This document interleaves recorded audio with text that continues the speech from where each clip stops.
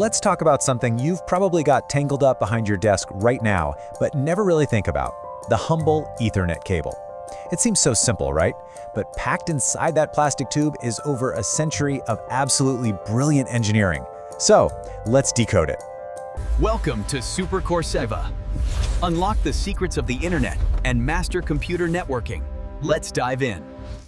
So, what is this big secret? What's the one simple, almost ancient trick that makes our modern, high-speed internet even possible? Well, the answer is surprisingly elegant, and its roots go all the way back to the earliest days of the telephone. So, this hidden hero, what is it exactly? Well, it's all about a simple physical design choice that's remained the gold standard for decades. Okay, so picture this: the very first telephone networks. The most logical way to run the wires was just side by side, in parallel. I mean, it makes sense, right? Keeps things neat and organized. The problem was, this simple design had a massive, connection-killing flaw. And that brings us right to the core problem and the totally ingenious fix that followed. The main bad guy in this story is something called crosstalk. See, when you have wires running parallel to each other, the electromagnetic field from one wire, its signal, literally bleeds over and interferes with the wire right next to it. It's kind of like trying to have a conversation while someone is shouting in your ear. It all just becomes a garbled mess. And for data, that's a complete disaster.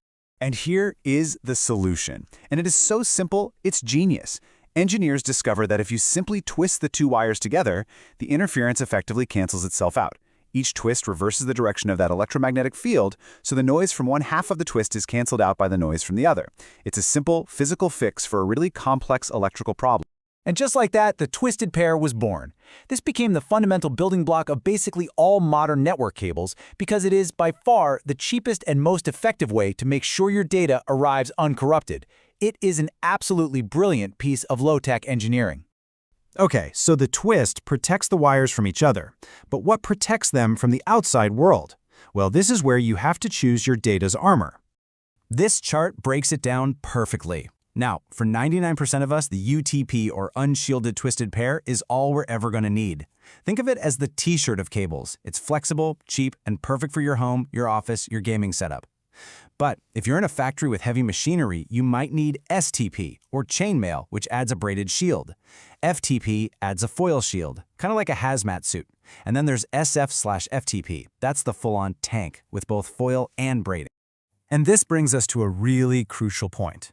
Unless you are running your PlayStation inside a particle accelerator, you do not need that tank cable. It's such a common mistake to spend extra money on overkill shielding that is stiff, a total pain to install, and offers literally zero benefit for a home setup. The key takeaway? Just stick with the UTP. Okay, so we've covered the twist and the armor. Now let's crack the connection code by looking right inside that little plastic clip on the end. The vast majority of cables you'll ever use are called straight-through cables, sometimes known as patch cables. And the name tells you everything you need to know. The wiring order on one end is a direct, straight-through match to the other end. This is the standard for connecting a computer to a router or a switch. And you can check this yourself with what I call the mirror test. It's super easy. Just grab your cable, put the two plastic ends next to each other, facing the same way. Now, look at those tiny colored wires. If the pattern, orange stripe, solid orange, green stripe, etc., is identical on both clips, then congrats, you've got a standard straight-through cable. But why that specific order? Well, it's because different wires have different jobs. Think of the orange pair on pins 1 and 2 as the mouth. They're dedicated to sending data out. The green pair on pins 3 and 6, those are the ears. They're for receiving data. This separation is key to how your devices communicate back and forth. So if orange is for talking and green is for listening, what are the other two pairs, the blue and the brown, for?